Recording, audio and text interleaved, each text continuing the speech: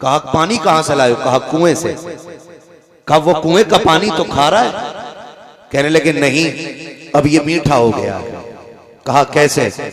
कहा एक बाबा बैठा है, उसने पानी पे दम कर दिया, पानी मीठा हो गया। कहा पढ़ा क्या था? कहा उसने कुल वल्लाह शरीफ पढ़ के पानी पे दम किया, पानी मीठा हो गया। कहने लगे उस्ताद ये कौन सी बड़ी बात है, लाओ जरा सारे बर्तन भर लो। कुल हु अल्लाह तो हमें भी आती है ना। पूरी रात पढ़ के फूकते रहे, एक घड़ा तो क्या एक कूट पानी मीठा ना हो सका। सुबह हो गई फूकते फूकते, तूक सूख गया। सुबह उठे दौड़े, कहने लगे बाबा बताओ तो सही, तुमने भी सूरह इखलास पढ़ी थी, मैंने भी सूरह इखलास पढ़ी थी, आपने एक बार पढ़ दिया सारा पानी मीठा हो गया, मैंने सारी रात पढ़ा है एक घूंट पानी नहीं हुआ। मीठा मुस्कुरा के कहने लगे नादान तुझे पता नहीं है, सिर्फ कुरान पढ़ने से पानी मीठा नहीं होता है। अगर पानी मीठा करना है तो जबान भी बाबा फरीद जैसी होनी चाहिए। दामन ये है गिरेबाओ कोई काम करे, मौसम का मुंह तकते रहना काम नहीं दीवानों का। मैं मुबारकबाद पेश करता हूं इस बस्ती के तमाम उन मुसलमानों को जो इस मदरसे से दिली लगाव रखते हैं, मोहब्बत रखते हैं, पढ़ने वालों से प्यार करते हैं और पढ़ाने वालों से प्यार करते हैं। यकीन करें कि दुनिया और आखिरत की सबसे बड़ी दौलत जो महबूब ने हमें अता की है वो कुरान है। तवज्जो है आप लोगों को? नींद तो नहीं लग रही है? हालांकि ये सवाल ऐसा है जैसे भूख के वक्त में किसी से पूछना, भूख तो नहीं लग रही है? वक्त तो सोने का था, लेकिन अगर जाग रहे हैं तो बोले जरा या रसूल अल्लाह। ऐसा ना कहो, इससे ज्यादा शोर तो पीजे में चने बटते वक्त हो जाए। मैं आसमान से नहीं उतरा हूँ, आप ही के इलाके का हूँ, आप मेरे इलाके के। मैं आपके बीच पला बड़ा हूँ, आप मेरे सामने पल बढ़ रहे हैं। तवज्जो है ना? तो जरा बोले या रसूल अल्लाह। माशाअल्लाह ये कुछ नौजवान तो वक्त से पहले बूढ़े हो गए। अल्लाह इनको जवानी की दोबारा बहार नसीब फरमाए। जो अपने आप को जवान समझते हैं जरा वही बोले या रसूल अल्लाह। या रसूल अल्लाह। हाँ मैंने चच्चा से नहीं कहा था, लेकिन वो भी बोल दिए। इसका मतलब यह है कि जवानी उम्र से नहीं आती है, जवानी इश्क से आया करती है। ठीक है जी, जितनी देर सुनेंगे मोहब्बतों से सुनेंगे। अल्लाह सलामत रख के, बच्चा सो रहा था उठ के बैठ गया। ऐसे ही जितने सो रहे हैं अल्लाह उन्हें भी उठाता। उठाने का मतलब यहां से उठाना नहीं, चादर से उठाना। ठीक है, अल्लाह सलामत रख के सारे लोगों को। हजारों साल नरगिस अपनी बेनूरी पे रोती है, बड़ी मुश्किल से होता है चमन में दीदावर पैदा। आज आपके इस इदारे से एक हाफिज कुरान फारिग हुआ, इंशाअल्लाह देखेंगे उलमाए अहले सुन्नत के हाथों से उसके सर पे दस्तारबंदी का वो पुरकैफ मंजर और वो सर पे अमामा पहनाना, ये सारे मनाजिर आपके सामने होने हैं। तो ये ख्याल रखें कि जिस तरह निकाहों में ना असल शादी में निकाह होता है, उसी तरह मदरसों के जलसों में असल दस्तारबंदी भी होती है। शादी में क्या होता, खाना खाया निकल लिए, दूल्हा के साथ चंद बड़े करीबी लोग रह जाते हैं जो बेचारे को कलमा सिखाने के लिए रह जाते हैं, जैसे मौत के वक्त तलकीन के लिए कुछ लोग होते हैं। हाँ जी, बाकी तो खा पी के सब चले ही आते हैं। तो जो असल चीज है बंदा उसे छोड़ के निकल जाता है। ख्याल करना है, दस्तारबंदी तक बैठे रहना है। जो लोग हमारे रह गए हैं, जिनकी नात भी होनी है, मौलाना मुनाजिर साहब अल्लाह सलामत रखे, जिनकी नहीं हुई है अल्लाह करे उनकी भी हो जाए, तो उनको भी इंशाअल्लाह सुनेंगे। और सभी को हम इज्जत देंगे, इसलिए कि सारे हमारे क्या हैं, मेहमान। सारे हमारे मेहमान हैं। तो जो हमें सबसे बड़ी दौलत अता की गई वो कुरान है। आज तकलीफ इस बात की होती है कि कुरान कायनात को जीने का सलीका सिखाने के लिए आया था, लेकिन आज कुरान को कब खोला जाता है? अगर किसी घर से कुरान पढ़ने की आवाज आती है तो लोग समझ जाते हैं शायद कोई मर गया है, या कोई बीमार है, या किसी के भूत उतारे जा रहे हैं।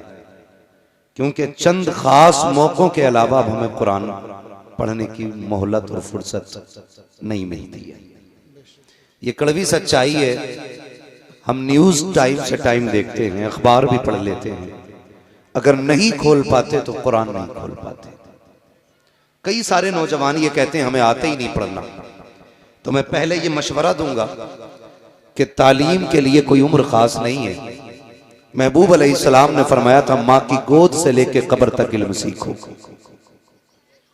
लेकिन हमारी कौम जितना जोर इस दीन के अंदर इल्म सीखने पर दिया गया, उतनी ही हमारी कौम इल्म सीखने में पीछे है।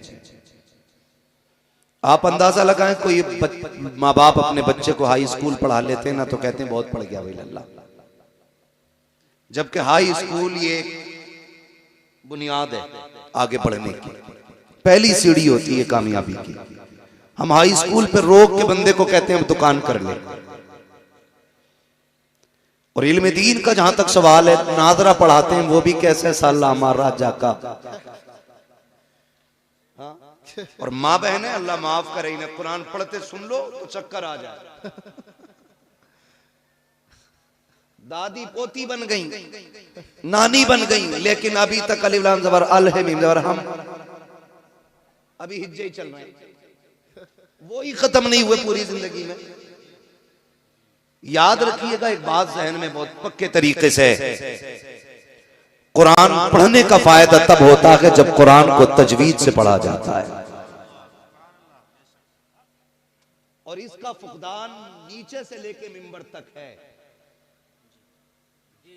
कितने बड़े बड़े लोगों को मैंने देखा कि बड़ी पगड़ी वाले भी हैं, बड़े नाम वाले भी हैं, लेकिन खुतबा सुनो तो पसीने आ जाते।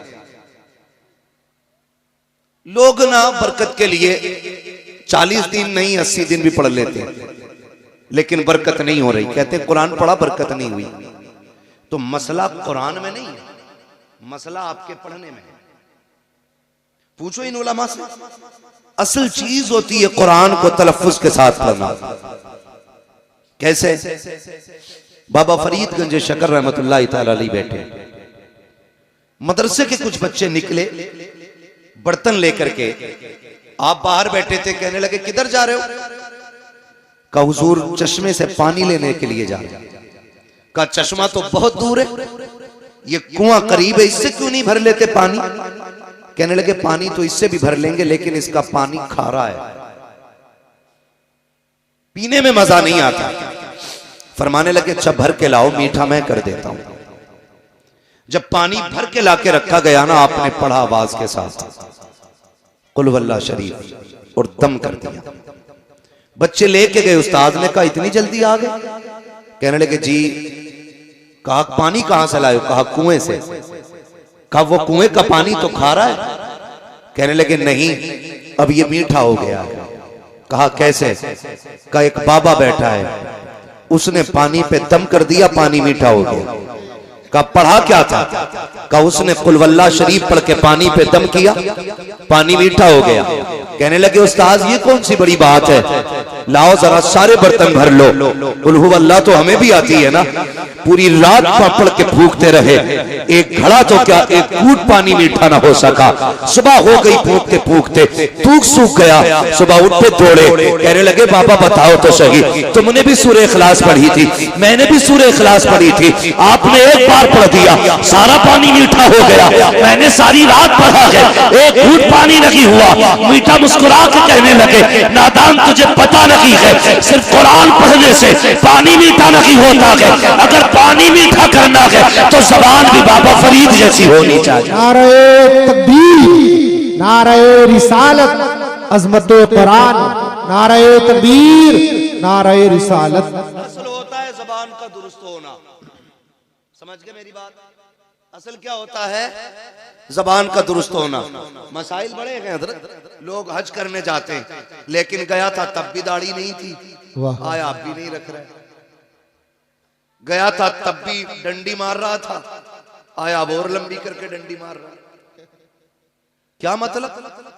मतलब वहां की ज़ियारत में नहीं है, मतलब इसके अपने अमल में। बहुत गौर से मेरी बात सुनिएगा, मतलब इसके अपने अमल के अंदर है। कहा क्यों? मैंने कहा जरा सोच तो सही, अगर मदीने जाके भी तुझे हुजूर से इश्क ना हुआ तो बता किस शहर से इश्क की दवा लाएगा। अगर काबे के साए में खड़े होकर भी तुझे रोना नहीं आया तो बता कहां जाके अपने गुनाहों पे आंसू बहाएगा। लोग कहते हम तो गए, और मैं भी जानता हूं कितने लोग पहली नजर में फरमाया गया जब काबे पे पहली नजर पड़ती है तो जो दुआ मांगी जाती है अल्लाह कबूल फरमाता है, लेकिन लोग पहली नजर पे दुआ कहां मांगते हैं? काबा नजर आने से पहले कैमरे निकाले जाते हैं, मोबाइल खोल के लगा दिया जाता है, फिर कहता है देखो 10 कदम दूर है, अब 5 कदम दूर है, वो देखो सामने काबे का गिलाफ है, वो देखो मिजाबे रहमत है। नादान देख तो सही कहां आया है? क्या तू दुनिया को दिखाने के लिए आया था? यार नजरें नीची कर लेता, जैसी काबा सामने होता कोई कलाई पकड़ के कहता अब तो नजरें उठा के देख, सामने काबा है, अल्लाह अकबर। पहली नजर उठाता, फिर दिल की दुआ मांगता, खुदा की कसम पहली नजर में अगर तू बख्शिश मांग लेता दी जाती, इश्क रसूल मांगता दी जाता, अगर तू रब से उसकी रजा मांग लेता तो दे दिया जाता, अगर रब से ये कह देता या अल्लाह जब तक जिंदा रहूं हाजिरी अदा करते रहना, जब तक जिंदा रखना काबे की हाजिरी करता रहना। नारे तकबीर, नारे रिसालत, खतीबे हिंदुस्तान, नारे तकबीर, नारे रिसालत। लेकिन नियत ही अच्छी नहीं है। हम तो फातिया भी करवा रहे हैं हाफिज जी से, तो इसमारा करवा रहे हैं कि लोग ये ना कहें बिना फातिया का खाना था। बरकत का मसला ही नहीं। झगड़ा कब होता है चच्चा बताऊं? झगड़ा तब होता है जब इमाम साहब फातिहा पढ़ के चले जाएं, इनसे कोई खाना भी ना कहे, और खाना पड़ जाए बारात का कम, तो कहते हैं दिल से ना मांगी दुआ इमाम साहब। यही होता है ना। अरे मौलाना ने दुआ सही से नहीं की, हमने तो खाना खत्म होगा ना तो लोग पूछे फातिया ना कराई थी। अच्छा ये पहला सवाल होता, फातिया नहीं कराई थी? ये कोई नहीं पूछता बता खाना खड़े करके खिलाया था कि बैठा के खिलाया था? ये कोई क्यों नहीं पूछता खाना सुन्नत के मुताबिक खिलाया था या शैतान के तरीके पे खिलाया था? क्योंकि जिम्मेदार मौलवी को ठहराना। और आप बड़े अच्छे लोग हैं यहाँ तो माशाल्लाह, इमामों की इज्जत भी होती है, मैं जानता हूँ, बड़े कदर वाले लोग हैं, अल्लाह सलामत रखे। और जो उलमा की इज्जत करते हैं ना, अल्लाह उनकी नस्लों में ही आलिम पैदा फरमा। ये याद रखिएगा, जो उलमा की इज्जत करते हैं उन्हीं की नस्लों में अल्लाह उलमा भी पैदा फरमाता है।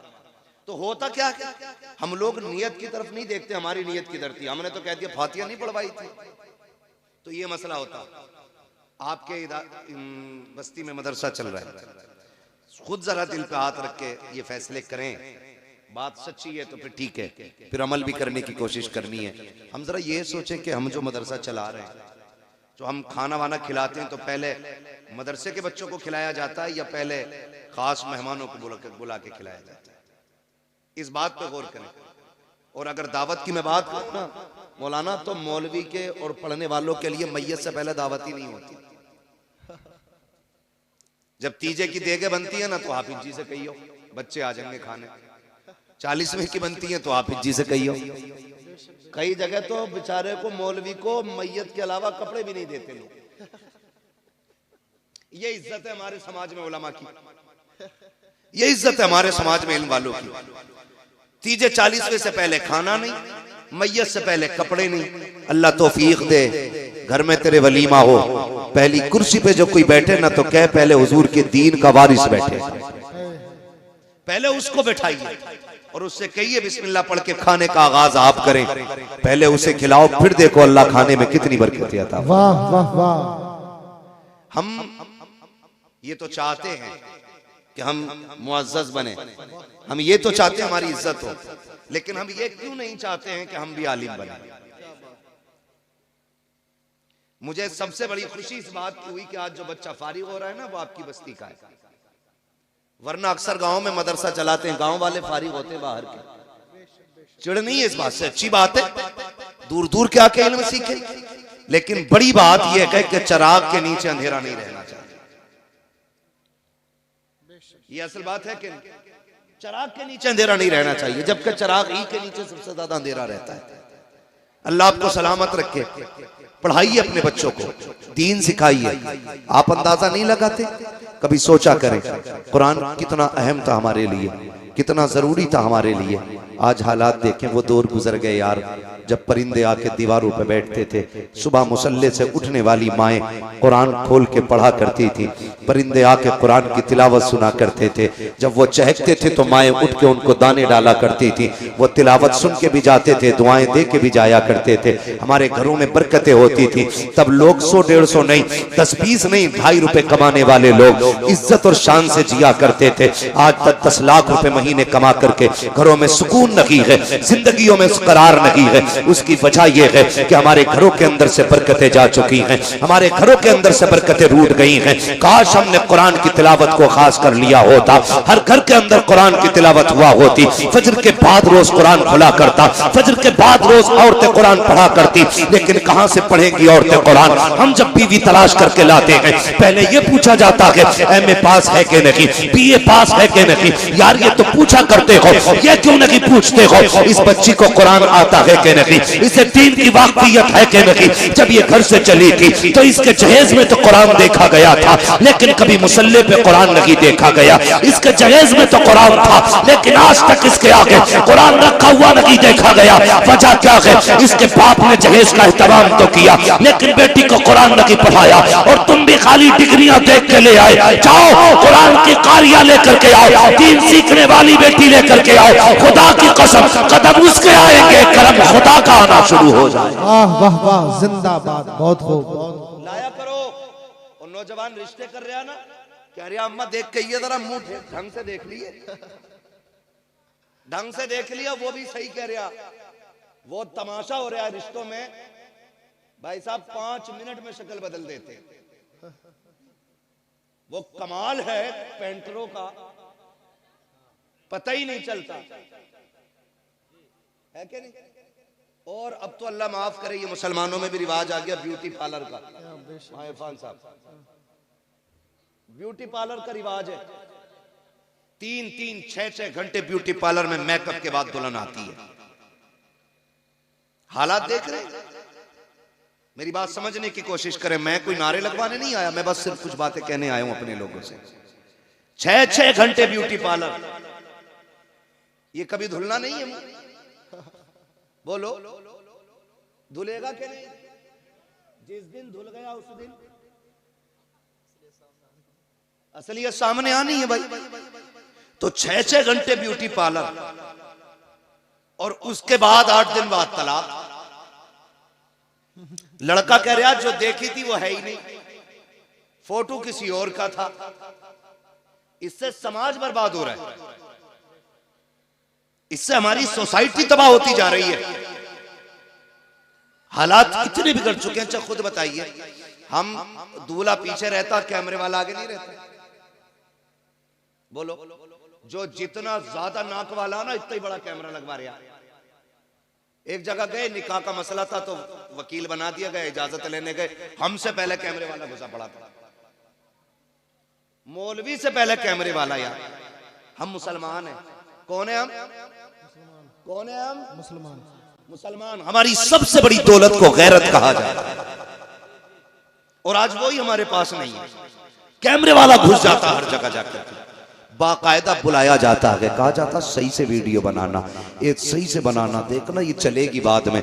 हमें गैरत आनी चाहिए। ब्यूटी पार्लर के नुकसानात आप न जानो, मगर मैं आपको बता जाऊं, ब्यूटी पार्लर के नुकसानात आप देखिए, चेहरे बिगड़ जाते हैं। जब मियाँ बीवी एक जगह रात को आकर के इकट्ठा होते हैं, हुक्म तो ये था ना कि नमाज अदा की जाए, दोनों एक जगह पर अल्लाह की बारगाह में शुक्राने के सजदे अदा करें। लेकिन करे कौन सजदे अदा? लड़के को तो वैसे फुर्सत नहीं है, और लड़की इतना ब्यूटी पार्लर से सज के आई है, मुंह धुल गया तो सारा काम खराब हो जाएगा, वुजू कर नहीं सकती है, इसलिए सजदे भी नहीं हो सकते हैं। जब वुजू नहीं होगा, सजदे नहीं होंगे, तो बरकतें कहां से आएंगी? ए मेरी कौम के शहजादियों, ब्यूटी पार्लर का हुस्न जो होता है ये घंटे 2 घंटे का होता है। रब ने तेरे लिए वुजू को दिया था, तेरे लिए नमाज को दिया था। चेहरे पे अगर बिल्कुल भी रंग रोगन न था, 5 वक्त वुजू करके तुझे सजदे करके रब को मनाना था। ब्यूटी पार्लर का हुस्न देता है, जो रब की बारगाह में किए जाने वाले सजदे हुस्न दिया करता है।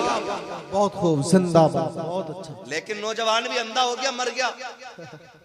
क्या यार देख कहियो सही से, सही से देखियो। एक ने ना तो ऐसे करके देखा, रगड़ रगड़ के, पाउडर तो नहीं है, हालात देखो, ये क्या है मालूम है? ये दीन से दूरी है, दीन से दूरी।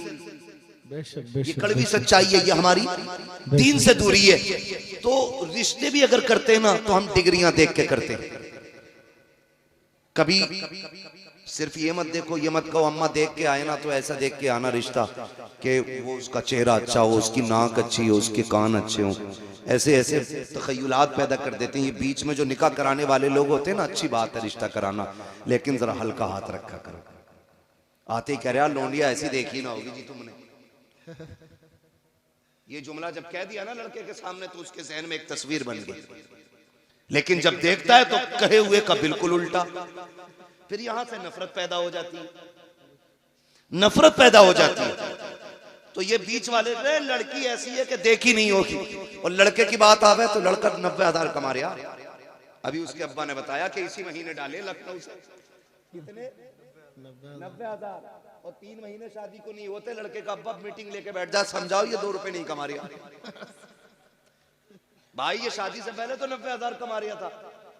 तो मसला क्या होता? धोखा, फंसाना किसी को।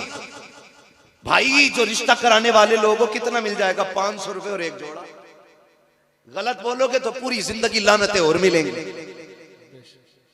और उधर से आके कह रहा 90,000 कमा रहा, तुम क्या दोगे? तो बाप होता, कहता यार चलो ठीक है 90 कमा रहा है तो हम भी 10 लाख दे देंगे। कहा ना जी 10 में बात ना चलेगी, उसका रिश्ता फला जगह से आ रहा है, 12 तो वही देने कह रहा है, तुम 15 दो। तो 15 कह करके तय कराया जाता है। और जब शादियां होती हैं, राज खुल के आते हैं, लड़की के बाप को पता चलता है ये तो निकम्मा निकला, फिर वो 15 में से 10 काट के 5 देता है। फिर जब लड़की ससुराल आया करती है, फिर जो तमाशे होते हैं, लड़का वाला कहता है लड़की से, उसका शौहर कहता तेरे बाप ने 15 का वादा किया था, 5 देकर के धोखा किया है। लड़की कहती है तू भी कोई दूध का धुला नहीं है, तेरे बाप ने भी 90 बताए थे। जब से मैं घर में आई हूँ 1 रुपया कमा के नहीं लाया है। गैरत आनी चाहिए। क्या नतीजा निकालोगे इससे? अगर माशरे को सुखी रखना चाहते हो, झूठ ना बोला करो, सच बोला करो। और ये कभी तलाश न करना 90,000 कमाने वाला हो, 1 लाख कमाने वाला हो। लड़का ऐसा तलाश करो कि भले 100 रुपए कमा के लाए, हलाल के लेके आए, किसी का हक मार के न लाए, किसी का दिल दुखा के न लाए। अल्लाह ऐसा कादिर मुतलक है, अगर हलाल कमाने वाला होगा अल्लाह 100 में भी 1 लाख की बरकतें अता फरमा दे। वाह वाह वाह, जिंदाबाद, बहुत खूब। मतलब नहीं है डाकू हो चाहे मगर 1 लाख ला रहा हो। हाँ, मगर अल्लाह भी ऐसा कादिर मुतलक है, लाओ कौन सा डाकू लाओगे निकाल के बड़ा बनने का, 1 थोड़ा कमर में निकाल देता है, 1 थोड़ा जमीन बिकवा देता है,